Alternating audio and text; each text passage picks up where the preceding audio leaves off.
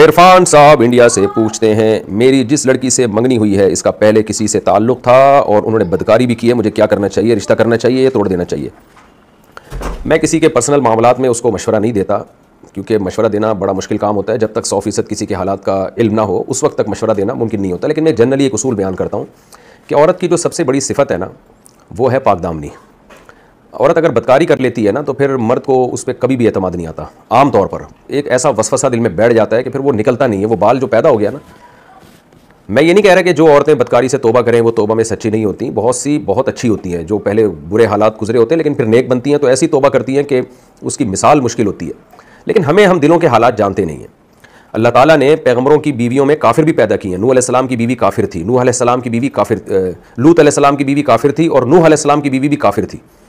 तो ऐसा तो हमें मिलता है कि पैगम्बर उनकी बीवी काफिर हो, मगर ऐसा नहीं मिलता कोई पैगम्बर हो उसकी बीवी बदकार हो, उसने जिना किया हो। नबी सल्लल्लाहु अलैहि वसल्लम ने फरमाया, वलिदतु मिन निकाह ला मिन सिफा, यानी हदीस का मफहूम है आदम अलैहिस्सलाम से लेकर अब तक जो मेरा नसब है, पैगम्बर ने अपने बारे में फरमाया, वो निकाह के जरिए, उसमें कहीं भी शक नहीं है।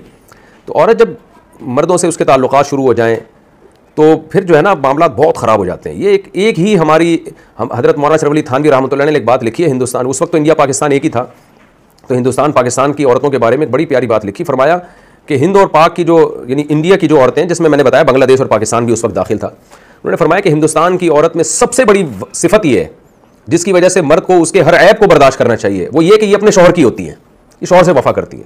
तो उस वक्त ये हालात थे इंडिया और पाकिस्तान और बांग्लादेश के, कि उलमा कहते थे कि भाई अपनी बीवियों की कदर करो आप, इसलिए कि ये जो भी इनके अंदर ऐब होना वो हो सकता है, लेकिन ये अपने शौहरों से ये जब एक दफ़ा बाप के घर से रुखसत होकर शौहर के घर में आती हैं तो इनके सामने शौहर के अलावा कोई भी नहीं होता।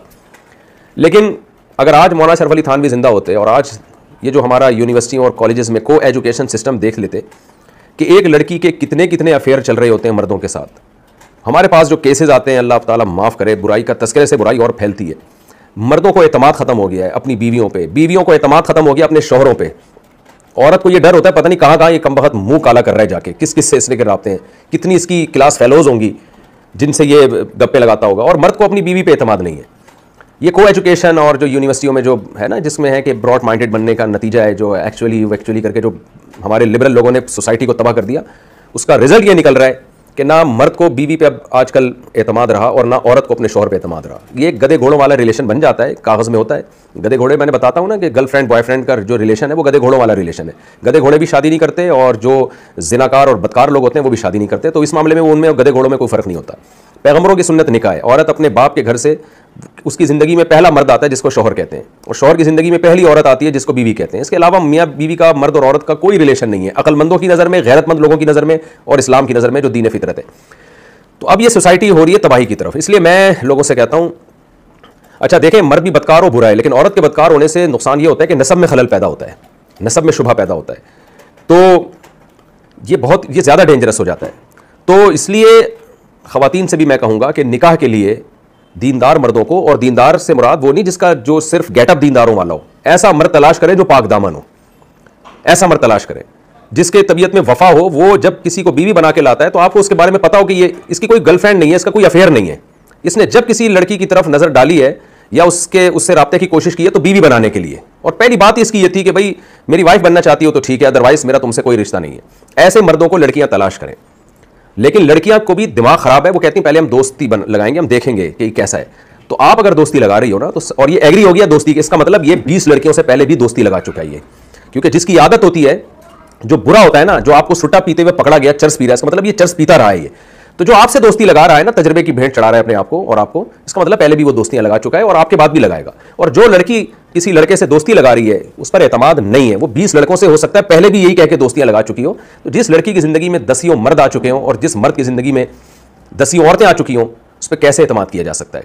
मैं पूरी बात का खुलासा बयान करता हूँ कि ये खूब अच्छी तरह समझ लें कि ये ज़माना वो नहीं है जो पहले था। अब लड़के लड़कियां मिक्स गैदरिंग, टिकटॉक, मोबाइल पे राब्ते, फेसबुक आईडीज़ एक दूसरे से शेयर करना, इन सब चीज़ों की वजह से सोसाइटी बहुत चेंज हो चुकी है।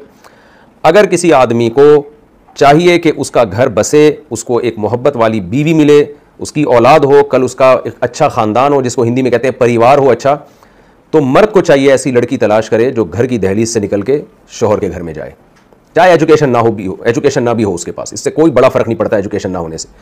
एजुकेटेड है लेकिन इफ़्फ़त और पाकदामनी की धज्जियां उड़ा दी है, वो ज़्यादा डेंजरस है। दूसरा, लड़की भी ऐसे आदमी को तलाश करे जिसके अफेयर्स ना हो। वो जब किसी की तरफ राब्ता करे तो क्या मैंने आपसे निकाह करना है, अदरवाइज मैं आपसे दोस्ती नहीं लगा सकता। तो इस तरह के लड़के भी शॉर्ट चल रहे हैं मार्केट में, लड़कियां भी शॉर्ट चल रही हैं, लेकिन अभी खत्म नहीं हुए हैं। जब खत्म हो गए तो अल्लाह क़यामत लाके पूरी दुनिया ही को तबाह कर देगा। खत्म नहीं हुए, शॉर्ट जरूर हुए हैं, तो मुश्किल होगी, लेकिन आप तलाश करें, मिल जाएगी। तो और अगर एजुकेटेड लड़की ही देखनी है आपने, तो एजुकेटेड लड़की में फिर पाकदामन वहां भी मिलेंगी आपको, तो उसमें भी आप ये कोशिश करें। तो सबसे पहली जो चीज़ है ना लड़की में देखने की, हदीस की रूह से भी और फितरत भी जिसको कहती है, और अकल भी यही ऑर्डर देगी आपको, सबसे पहली चीज़ लड़की और लड़के दोनों में यह है कि पाकदामनी। पाकदामनी का मतलब उनके अफेयर्स ना हो, इस पर कोई कंप्रोमाइज़ ना किया करें। बाकी ये कि आपके खास स्पेसिफिक आपने जो पूछा है कि जिस लड़की से मेरी मंगनी हुई है उसने पहले बदकारी भी कर चुकी है, उससे मुझे निकाह करना चाहिए नहीं करना चाहिए, तो मैंने पहले बता दिया कि मैं ज़ाती मामलात में मशवरे नहीं देते। उसूल और ज़ाब्ते मैं बयान करता हूँ कि जब एक लड़की किसी मर्द से बदकारी कर ली ना, तो बहुत एक हया बहरहाल निकल जाती है, और इतना मामला आगे तक जा चुका हो तो बड़ा मुश्किल होता है कि फिर मर्द के दिल में वसवसे ना आए उसके बारे में। आप कहीं सफ़र पे जाएंगे 1 साल के लिए, बाज़ दफ़ा जॉब ऐसी हो जाती है, आदमी 1 साल घर से बाहर रहता है, फिर आपके दिमाग में शैतान वसवसे डालता रहेगा कि पता नहीं क्या हो रहा है, कोई अफेयर तो नहीं चल रहा। आजकल कोई 100% निगरानी कर नहीं सकता, तो या तो इतना बड़ा ज़र्फ रखें कि फिर आपने वसवसे दिल में नहीं लेकर आने, आपको उस पर यकीन आ जाए तो ठीक है, लेकिन जब वसवसे आते हैं तो फिर आदमी परेशान होता है।